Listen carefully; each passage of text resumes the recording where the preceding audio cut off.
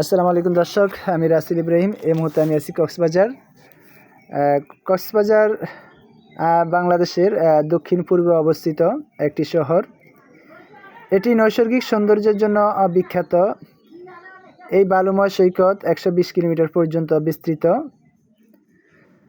কক্সবাজার নামটি এসেছে Hiram Cox নামের ইস্ট ইন্ডিয়া কোম্পানির এক অফিসারের নাম থেকে।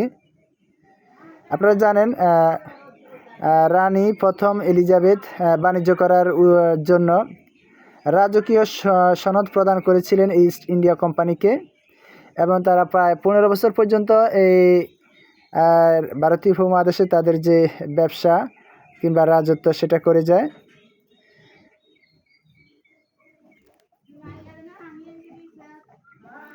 আপনারা অনেকেই জানেন কক্সবাজারের আগের নাম ছিল পালঙ্কি।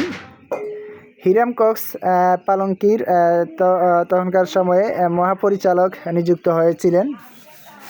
তিনি আরাকান শরণার্থী এবং স্থানীয় যে রাখাইন ছিল তাদের মধ্যকার হাজার বছরের পুরনো যে সংঘাত সেটা নিরসনের চেষ্টা করেছেন, কিন্তু কাজ পুরো শেষ করার আগেই তিনি মারা যান।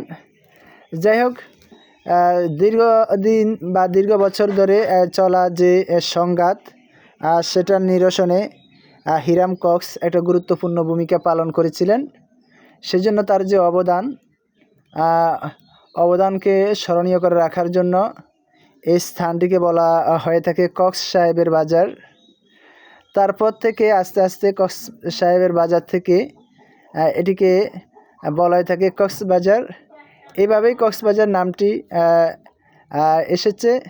যাক, আপনারা দেখতে পাচ্ছেন যে বৃহত্তম সমুদ্র সৈকত, এখানে অনেকে গোসল করে, অনেকেই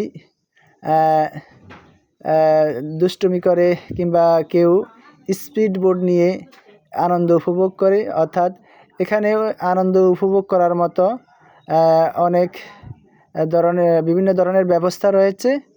আপনারা অবশ্যই চাইলে কক্সবাজার ভ্রমণে আসতে পারেন। আপনাদের সবাইকে আমি আন্তরিকভাবে ধন্যবাদ জানাচ্ছি আমাকে এই পর্যন্ত শোনার জন্য। আসসালামু আলাইকুম।